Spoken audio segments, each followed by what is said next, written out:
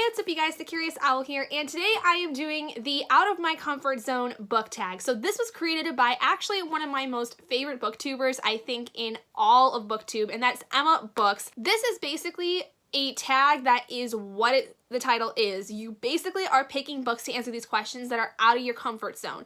So the general rule for this is to either pick a genre or certain category of books that you are not allowed to use to answer any of the questions within this tag.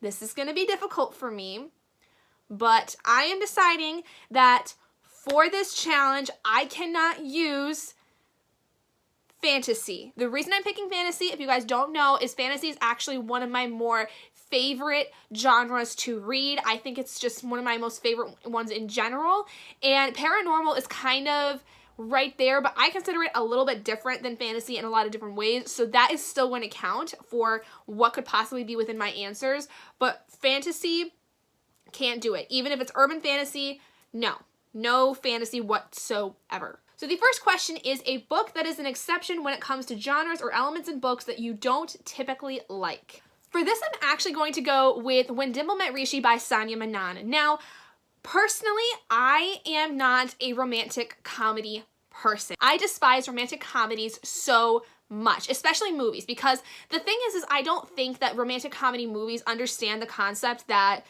that shit doesn't happen in real life. And I feel like every romantic comedy is out there just to make people get their hopes up to find love in a certain way that is very cookie cutter and the same thing over and over again.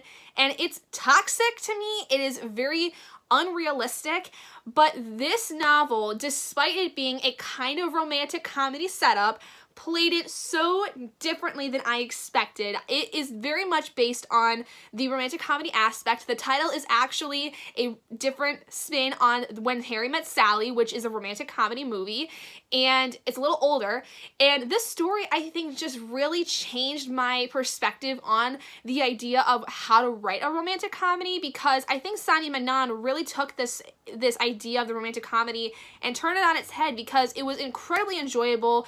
The relationship that was blossoming in the story was actually one that I really enjoyed. It was a little weird at first, given the circumstances of the story, but I truly enjoyed it without any problem whatsoever with it. I just, it was one of those books that I just feel so many feelings for, that I'm shocked I feel so many feelings for it, considering it's in a place that I don't like. Question 2 is a book you enjoyed from a genre you previously held some stigma about. So kind of going back to the idea of the romantic comedy aspect, I had a really hard time ever understanding contemporaries when I was growing up. Now, I read realistic fiction as kind of what it was described to me as, what contemporary was when I was a lot younger, but they were very much centered around, school and doing well in school and all that stuff. I hadn't really found anything that struck me as interesting that was involving romance or even platonic friendship, kind of romantic kind of things.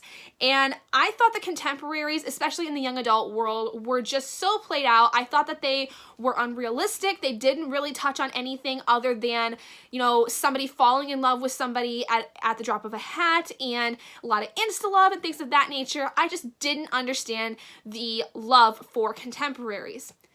That was until I read Fragile Like Us by Sarah Bernard. Now, this is a contemporary, but I consider it to be a lot more of a dark contemporary story. If you don't know the story, this basically is the story of a girl named Katie who befriends a new girl at her school and grows very, very close to her very quickly. They become very close friends, but there's a lot to this girl's life that Katie is not really sure about. The girl has had a lot of emotional problems growing up. She's, I think, even discusses possibly being on the bipolar side of things. I don't know for sure if that's what they call her, but she had some bipolar tendencies according to what her family member who she was staying with would say.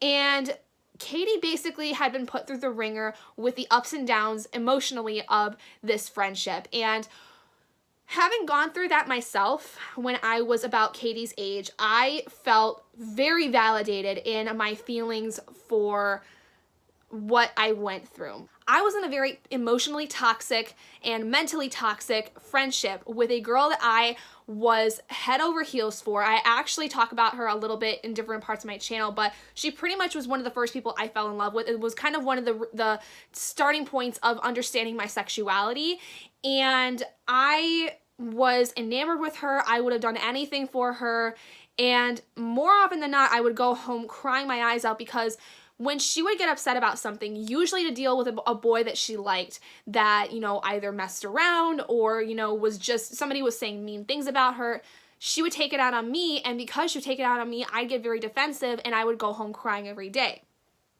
Now, Katie doesn't exactly go through that, but I think that the way that the story built and Katie was understanding how truly toxic this friendship she had was, and understanding that she needed to distance herself from this girl, was incredibly empowering for me because I had not at this point found a contemporary that did that. I thought all the contemporaries within the young adult world were just focused on relationships and that was it. It didn't focus on anything other than that, and this book really opened my eyes to see that there is more in contemporary than just romance, and I really loved that. I really felt validated in this story, and it just honestly was probably one of the best reads I needed at the time that I read it. Question 3 is a book you didn't know was actually out of your comfort zone until you started reading it. For this one, I'm gonna go with The Merciless by Daniel Vega because honestly, this was way out of my comfort zone when I first started it because I have never been someone who has been super invested in horror and gore. I've never been one that has enjoyed horror movies by any means, and so I knew kind of going into this that it was gonna play on those things, but I really didn't realize how much it was involved with a story that I was uncomfortable with because it was so outside of my comfort zone. For those of you that don't know about The Merciless, a lot of it is basically in the idea that there's exorcisms going on within this story. So it is gory, it is torture-filled based on the exorcism that takes place in the story. It is really dirty and gritty and nasty most of the time. And I just finished the second one earlier today as I'm filming this, and the second one was just as much gore, if not a little more terrifying than the first one, and I was so enamored with the story regardless, but it was so outside of my comfort zone when I got to the parts with the exorcism. Like, I was just like, this was not exactly what I signed myself up for. I knew that there was going to be some horror elements involved with this, but this is not the intensity I was expecting. Question 4 is pick a friend or booktuber that motivates you to pick up books you might not normally be interested in. What is one book out of your norm that they convinced you to give a try? So the one I'm thinking of actually is Maddie from The Book Pusher. I think that's her channel name. Otherwise, I will leave it down in the description for you guys to go check her out. She's wonderful. I've loved her personality from the first video I saw of her a couple years ago, and I just love how candid she is. I love how she is a very no-holds-barred kind of person. But there was one thing that I was never super interested in until I started watching her, and that was manga and graphic novels specifically. Graphic novels was something I was never really interested in. I just never really saw anything to do with it. I didn't think I was ever going to find anything that I was super interested in. But then she showed me a series that I was really invested in that I actually now have the first 2 volumes of, and I'm very excited to get into. And that is Monstrous by Marjorie Liu. Again, I am not one for horror, and this is a very horror-filled graphic novel series, but for some reason, Maddie has made it so interesting to me that I am so for getting into the gore, and it's fantasy. In a way, it's more horror than fantasy, so this still counts. And I just truly love everything about this aesthetic. I love the style of design so much. It's so pretty and gritty and dirty, and I love it. Question 5 is a book that is out of your comfort zone that you would like to read. So this one's a little weird, but this is because I'm a little intimidated with the size of the book more so than the content, and that is the novel Catherine the Great, Portrait of a Woman by Robert K. Massey. This, I believe, actually was a book that I heard about on a Book Olive's channel a while ago, like maybe not this past nonfiction November, but the nonfiction November before that of 2017. And I really was interested in it. I've never really been super involved with history. Like, I remember reading a lot of historical fiction novels when I was like in middle school and just never really got back around to it.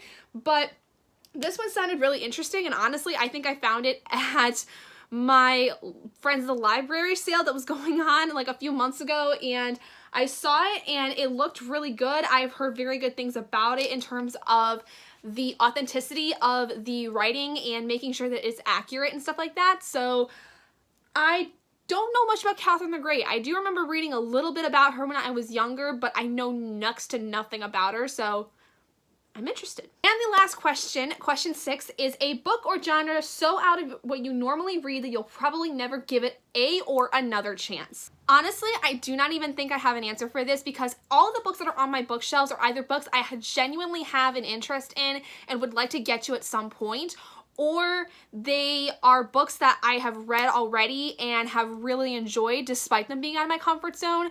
But I think if I was to pick a series I probably will never read, might be the Star Wars series. I have never really been a fan of Star Wars. I'm probably one of the small group of individuals that is not really a fan. I've never really enjoyed the movies, but because honestly, one of them traumatized me when I was a kid because Padme was not doing well. I think it was like this episode 2.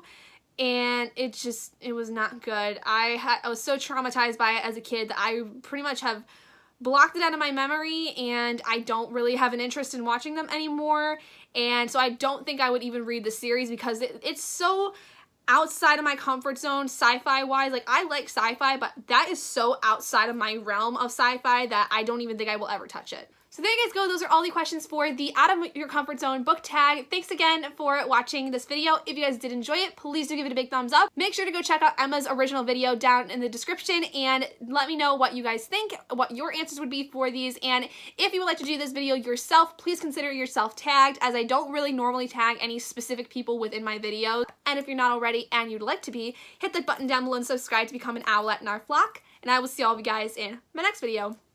Bye, guys.